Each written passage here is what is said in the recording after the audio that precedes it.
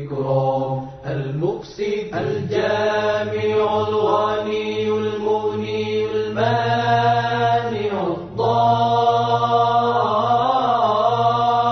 النافع النور الهادي البديع الباقي الوارث الرشيد الصبور الذي ليس كمثله شيء وهو السميع البصير. اللهم صل أفضل الصلاة على أسعد المخلوقات كسيدنا محمد وعلى آله وصحبه وسلم عدد معلوماتك ومداد كلماتك كلما ذكرك ذاكرون وغفل عن ذكره الغافلون.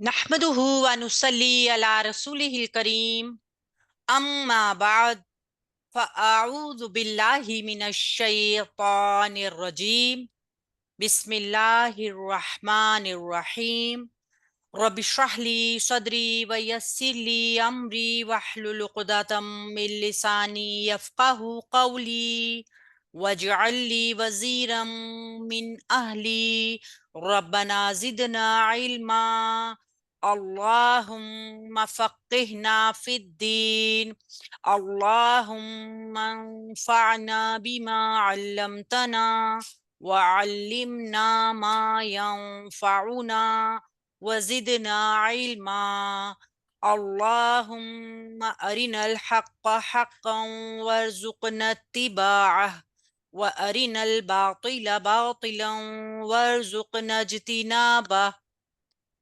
آمین یا رب العالمین. السلام علیکم ورحمۃ اللہ وبرکاتہ. وعلیکم السلام ورحمۃ اللہ وبرکاتہ. کیسے ہیں آپ سب لوگ؟ الحمدللہ، اللہ کا شکر. آپ بتاؤ، آپ کیسے ہو؟ الحمدللہ الحمدللہ. اللہ تعالی ہم سب کو ایمان، صحت اور تقوی کی بہترین حالتوں میں رکھے. اللہ تعالی ہماری طرف، ہمارے گھر والوں کی طرف بڑھنے والی ہر شر، جو بھی شر ہے زمین آسمان کی، اس کے درمیان کی، اللہ پاک اس کو خیر میں بدل دے. اللہ تعالی ہمیں بہترین بہترین ہر قسم کی دولت سے، نعمت سے اور رزق کی ہر شکل سے نوازے. آمین ثم آمین. آپ سب سے درخواست ہے، کیونکہ یہ ہماری میٹنگ ریکارڈ ہو رہی ہے، اس لیے اپنے کیمراز کا خیال رکھیے گا کہ آپ کے کیمراز آف رہیں. ہم پڑھ رہے ہیں سورہ البقرہ کو. سورہ البقرہ ہم نے شروع کیا ہے، اور ہم نے پچھلی آیات کا اگر تھوڑا سا تذکرہ کریں، جائزہ لیں، تو ہم دیکھتے ہیں کہ قرآن پاک کو شک سے مبرہ قرار دے دیا گیا. ہدایت ہے متقین کے لیے، تقوی والوں کے لیے. اور تقوی والے کون ہیں؟ جو اللہ تعالیٰ سے ڈر کر گناہوں کو چھوڑ دیتے ہیں. اور چھوڑ دینے والا کون ہے؟ متقی. تو ہدایت حاصل کرنے کے لیے متقی ہونا ضروری ہے. اور پھر متقیوں کے اوصاف بھی بتا دیے گئے کہ کون سے یہ لوگ ہیں. یہ وہ لوگ ہیں جو بن دیکھی ایمان لاتے ہیں. اللہ نے بتلا دیا، اللہ کے نبی نے سکھلا دیا. اب ہمارا ایمان ہے، اور ہمارے ایمان کا لیول کیا ہونا چاہیے کہ ہم آنکھ سے دیکھ کر بھی اتنا یقین نہ کریں جتنا اپنے نبی صلی اللہ علیہ وسلم کی بات، ان کی زبان اقدس پر ایمان لائیں. کیونکہ بہت سی چیزیں ہم نے نہیں دیکھی مگر ہم ان کو مانتے ہیں. اور سب سے پہلے تو اللہ تعالیٰ کا وجود، قبر کے، حشر کے معاملات، فرشتے اور اس طرح کی یعنی بہت ساری چیزیں. تو متقی کی یہی صفت ہے کہ وہ ایمان لا کے بیٹھ نہیں جاتا، بلکہ عمل کی دنیا میں آتے ہیں. پہلا عمل نماز، پھر اس کے بعد خرچ کرتے ہیں وہ نعمتیں جو اللہ تعالیٰ نے ان کو دی ہیں، ان لوگوں کے اوپر جو ان کے بہن بھائی ہیں. اللہ کے نبی کے اوپر ایمان، قرآن پر ایمان، پچھلے انبیاء کرام کے اوپر ایمان، اور ساتھ ہی ان کی تمام کتابوں کے اوپر بھی ایمان. اپنے مائک آف کر دیجئے. آخرت کے اوپر یقین رکھتے ہیں. کیوں رکھتے ہیں؟ کیونکہ ان کو انجام دہی کا خوف ہوتا ہے. یہی لوگ ہدایت پر ہیں، اور حقیقی کامیابی بھی انہی لوگوں کے لیے ہیں. यहाँ पे हम देखते हैं कि हकीकी कामयाबी के हामिल 5 आयात तक बताए गए हैं, और फिर अगली 2 आयात जो हैं वो हमें बता रही हैं कि अहले कुफर का तस्करा किया गया है। वो कौन लोग हैं? जो अल्लाह के ऊपर यकीन नहीं लाते, अल्लाह ताला के ऊपर ईमान नहीं करते, अल्लाह के नबी के ऊपर यकीन नहीं करते। और फिर आगे हम देखते हैं कि 13 आयात ऐसी हैं जिनमें मुनाफिकीन का जिक्र है। वो मुसलमानों के लिबादे में छुपे हुए दुश्मने दीन। सबसे बड़ी निशानी जो बयान की गई है, जिस वजह से ये तमाम उनके ऊपर वबाल आता है, वो है झूठ। ये मुनाफिक की निशानी जो है, ये अल्लाह के यहाँ निहायत नापसंद है। हदीस के मफहूम के मुताबिक है कि अल्लाह के नबी ने अपना ख्वाब बयान फरमाया कि मैंने देखा कि लोगों की, एक बंदे की बाछी चीरी जा रही है और कयामत तक उसके साथ ऐसा ही होता रहेगा।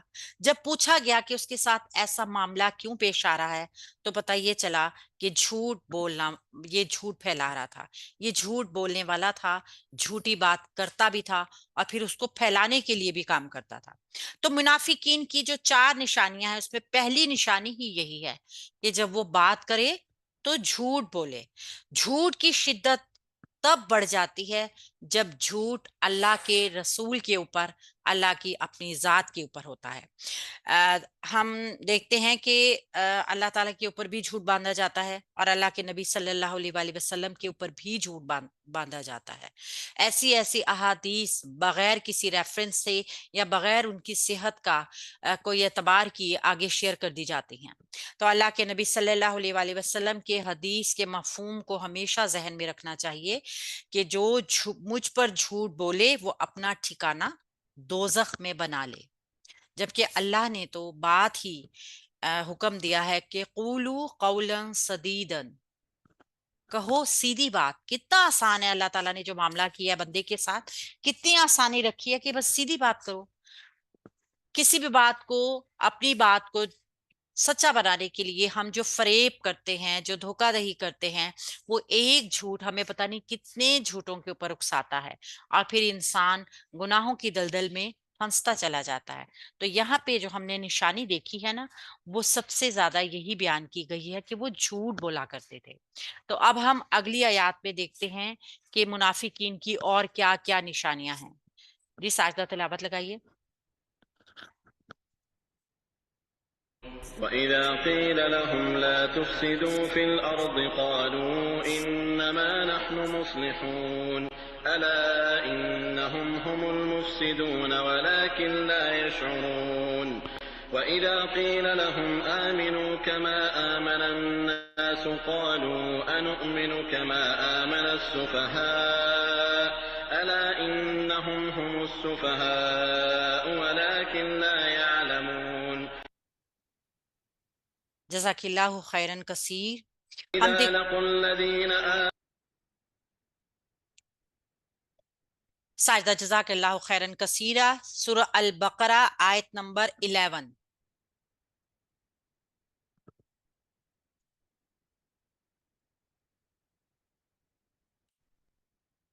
वाह, और हमने देखा था कि ये और जो है ये अब हम देख रहे हैं क्योंकि मुनाफिकीन का सिलसिला चल ही रहा है अभी, लिहाजा इसको हम वही वाला और कहेंगे ग्रामेटिकली जब इसको एनालाइज करेंगे। और इरा, जब, कीला, कहा जाता है, लाहुम, उन के लिए या उनसे, ला, नहीं, तुफसिदू, तुम फसाद फैलाओ, फी, में, अल अर्दी, जमीन में। और जब उनसे कहा जाता है कि जमीन में फिसाद ना फैलाओ, कालू, वो कहते हैं, इन्नमा, यकीनन, बेशक, नहनु, हम हैं, मुस्लिहूना, हम इस्लाह करने वाले हैं। तो वो कहते हैं कि यकीनन हम इस्लाह करने वाले हैं। वाक को हम देखते हैं, ग्रामेटिकली एनालाइज करते हैं इस वाक को हम, चूंकि अभी पीछे मुनाफिकीन का सिलसिला चल रहा है और ये पिछले ही उसके साथ अटैच होकर आ रहा है, तो वाव जो है हमारा यहाँ पे वाव अक्तिफिया है। इदा, जब, इदा में देखिए आप वक्त पाया जा रहा है। इदा जब भी आएगा उसके साथ वक्त का मफहूम होगा। बात गुजरे हुए जमाने की बात की जा रही होगी, किसी बात को आपको याद दिलाया जा रहा होगा कि ये वाकया तब हुआ था, उस वक्त की बात है, तो हमें याद दहानी कराई जा रही होगी। इज़ा में ये मफहूम पाया जाता है। क़ीला कहा जाता है, काफ वाव लाम इसका रूट वर्ड है। क़ाला, क़ाला जो फेल आता है ना, क़ाला उसने कहा, हमने पहले भी पढ़ा होगा। जब हम उसको क़ाला को कहेंगे उसने कहा, और हम इस चीज को थोड़ा सा बदल के कहें, यानी कि अब बात करने वाला नहीं कह रहा, बात कही जा रही है, तो क़ीला उस सेंस में आता है। ठीक है, इसको हम कहते हैं ये मजहूल है, यानी पता नहीं किसने कहा है, बस कहा जाता है। क़ीला का रूट वर्ड है काफ वाव लाम, जो कि काला का भी रूट वर्ड यही है। लहुम उनके लिए, यहाँ आपको नजर आ रहा होगा ला एक लफ्ज है जिसको हमने पढ़ा था कि ये हर्फ है। ठीक है, ये जुड़कर आता है, कभी जमीर के साथ जुड़कर आएगा, कभी ये इस्म के साथ जुड़कर आएगा। यहाँ पे चूंकि इस्म नहीं है, और उन से या उनके लिए, आप अगर ये देखें और इसके ऊपर थोड़ा सा आप ध्यान करें, तो ये जो है ना, ये जमीर है। जमीर क्या होती है? जो किसी नाम की जगह इस्तेमाल हो रही होती है। ठीक है, उनसे कहा जा रहा है, पीछे तो जिक्र मुनाफिकीन का है ना, लिहाजा ये जमीर कहलाई जाएगी जो इशारा कर रही है मुनाफिकीन की तरफ ही, ये जमीर कहलाती है। ठीक है, ला नहीं, ये ला नहीं है, मना कर रहा है कि ये इस काम को मत करो। ला तुफसिदू, ना तुम फिसाद फैलाओ। ता शुरू में आ रहा है तुम सब के लिए, वाव अलिफ आखिर में आ रहा है जमा के लिए। फा सीन दाल इसका रूट वर्ड है। ठीक है, फा सीन दाल, फिसाद। फिसाद क्या होता है? किसी भी नज्म का तवाजुन बिगाड़ देना, ऐसी चीज जो बिल्कुल ठीक है, बिल्कुल सही है, बड़ी अच्छी है, नज्म ज़ब्त के अंदर है, हम उसमें बिगाड़ पैदा कर दें, ये सुलह की जिद है। जितना सुलह है ना, किसी चीज को बिल्कुल अच्छा रखना, ठीक रखना, ये उसकी जिद में आ जाता है, इसका पलट है फिसाद। ठीक है, बिल्कुल उसका उलट है, बिगाड़, माशरे में बिगाड़। ला तुफसिदू, ना तुम फसाद फैलाओ। अल्लाह ताला ने कई हम देखते हैं कॉन्टेस्ट में इसको बयान किया है। फिल अर्दी, जमीन में। फी जो है ना हर्फ है, अल अर्दी इसम है, अल बता रहा है कि मारफा है। ये मारफा इसम के साथ, हमने देखा था ना कि ये जैसे ला है, ये कभी हर्फ, ये कभी जमीर के साथ जुड़ के आता है, कभी इसम के साथ जुड़कर आ रहा है। तो ऊपर आपको अलामत जो मिली वो जमीर की थी, और यहाँ पे जो आपको साइन मिल रहा है ये इसम के साथ जुड़ के आ रहा है। अल बता रहा है मारफा इसम है। फी में, अल अर्दी जमीन में, ना तुम फिसाद फैलाओ जमीन में।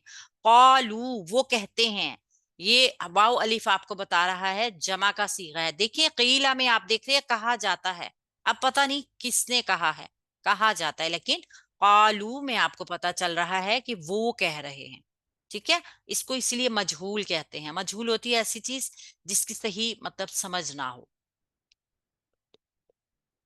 कौलू वो कहते हैं, इन्नमा यकीनन, यहाँ पे यकीन दिलाया जा रहा होता है, यानी मतलब ये होता है कि सिर्फ सिर्फ ऐसा ही है, इसके अलावा और कोई दूसरी चीज नहीं है।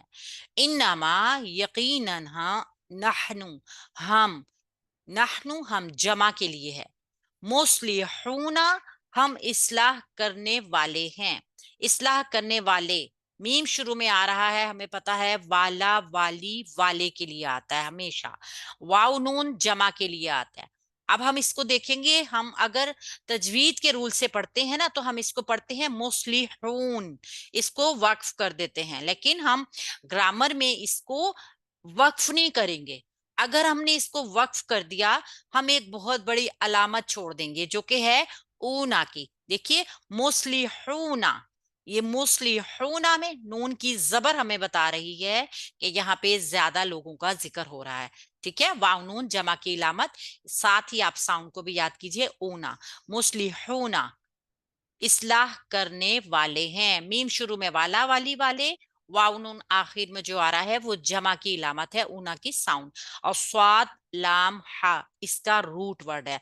सुलह, सुलह जैसे हमने पहले भी पढ़ा था कि नज्म ज़ब्त का दुरुस्त हो जाना, ये फिसाद की ऑपोजिट है बिल्कुल। किसी चीज का नज्म ज़ब्त درست ہو جانا، نیک ہو جانا، زندگی کا نظام درست ہو جانا، یہ اپنی یعنی اگر دین کے لیے لیا جائے تو شریعت کے مطابق ہر کام ہو جانا، اس طریقے سے ہم اس کو لیں گے تو قالو وہ کہتے ہیں کہ یقیناً ہم اصلاح کرنے والے ہیں۔ تھوڑی سی اس کی ہم تفسیر میں جاتے ہیں کہ ربط کلام کے ساتھ ہے، یعنی منافقت کی جو بیماری کی وجہ سے منافق کو اصلاح اور بگاڑ کے درمیان کوئی شعور نہیں رہتا۔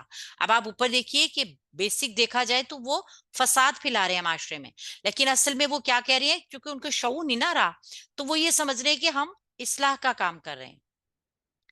اصلاح ہو یا فساد ہو، دونوں کی ابتدا انسان کے اندر موجود اس کے ضمیر سے ہوتی ہے۔ جب ضمیر بگڑتا ہے نا تو طبیعت کی اندر برائی کا ایک جذبہ پیدا ہو جاتا ہے، جو آدمی کے سب سے پہلے تو اس کے کریکٹر کے اوپر بہت نیگیٹو اثرات پیدا کرتا ہے، جس سے زیادہ تر اس کے سوچنے کا، اس کے سمجھنے کا، اس کا ایکٹ کرنے کا تمام زاویے چینج ہو جاتے ہیں۔